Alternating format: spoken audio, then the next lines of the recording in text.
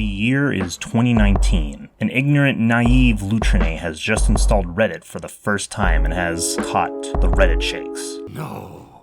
Yes, I will admit my shortcomings. I was overcome by this sickness, and I made a very know-it-all comment that they would never theme Splatoon 3 after the results of Splatoon 2's final Splatfest.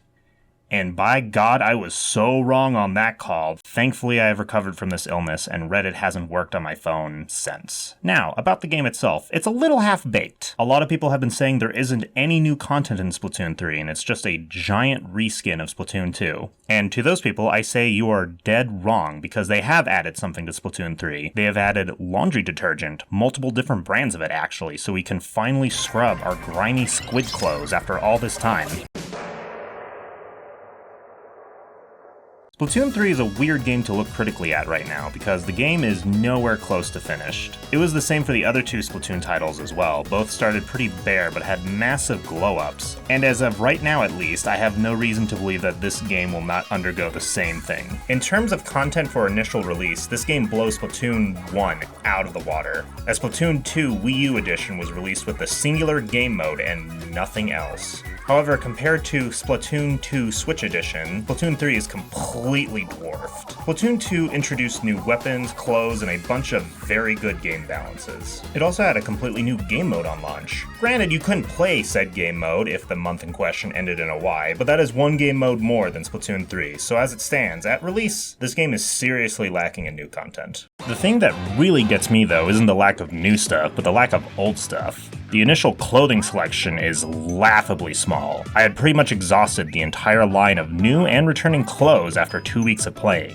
When my buddy played Splatoon 2, he complained that there wasn't enough Hawaiian shirts available. Nintendo must have overheard this comment, as the only brand new clothing type I ever see now are Hawaiian shirts, and those 2013 Minecraft pixel glasses. There are no alternative options for different weapon types, which I find very annoying because weapons like the Octobrush are stuck with this really awful grappling hook special that never works. Initially, Tricolor Turf Wars were advertised pretty heavily as a big new game mode for the Splatfests, but since the tech test, this has seemingly also been removed, as I could not fucking start one to save my life. They have also removed Pearl entirely from the game, which is actually a good removal, so good in fact that this has made Splatoon 3 the objectively better Splatoon title for the Switch. Speaking of idols, the new idol group for this game is actually amazing.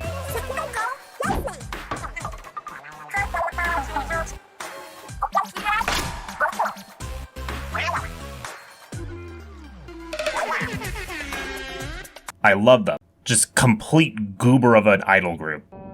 So now what? I'm afraid we may just find out, Eddie! It was revealed that Splatoon 3 would be using Nintendo's new in-house dedicated server system, which many believe this would mean a better online experience, but somehow, this was not the case, and in fact, the connection issues have been exceedingly bad even by Nintendo Online standards, which is baffling considering Splatoon 2 had fewer connection problems while only using peer-to-peer and was running on Windows 98.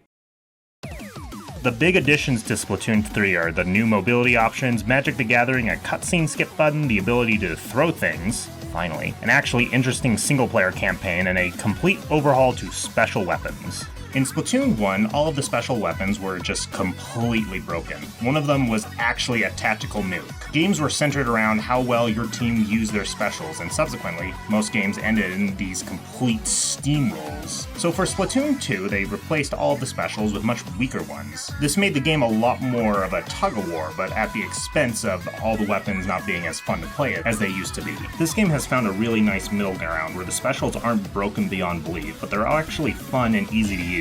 There's also this nice mix of different special types, like the more hyper-offensive missiles and shark bombs, along with the more strategic support-oriented specials, like this soda thing and the force field you can jump to. There's also this crab tank, which is awesome, and I think should be a staple of all shooters from here on out. The really big thing for me, though, is the changes they've made to gear customization. You now receive ability chunks continuously after your gear is fully leveled, and there are plenty of boosters to speed up this process. This system is such a dramatic improvement from Splatoon 2, as customizing your gear in that game is actually the worst thing ever. It feels like a system designed by EA, except unlike an EA game, they didn't add the microtransactions that would typically let you skip this grind. This system is awful. It's the actual worst, and I think it's even worse than EV and IV trading, which is a stance, as some of you will know. I do not take lightly. I was worried additionally, because during the first Splatfest you could spend a whole weekend grinding and not level up once, nor could you receive any of the gear upgrade items. And now that I think about it, you also couldn't wear any other hat outside of the Yeehaw hat, which I don't have an issue with, but that's not a whole lot of hats to wear, you know? Thankfully after this Splatfest, Nintendo has changed their mind on this approach.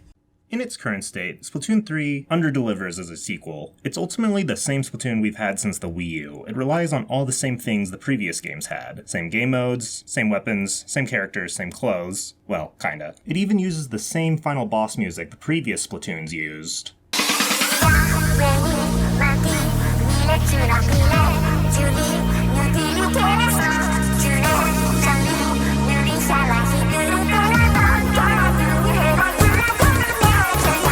But even then, it still slaps. And in that vein, so does Splatoon, albeit in this very bare-bones state. While Splatoon 3 doesn't have a definitive identity to separate it from its predecessors, it's still a very fun game. If you're going to buy an unnecessary sequel to a shooter this holiday season, out of the two that were released this quarter, I can guarantee this one not only has a pretty good future, but a future of some kind at the very least.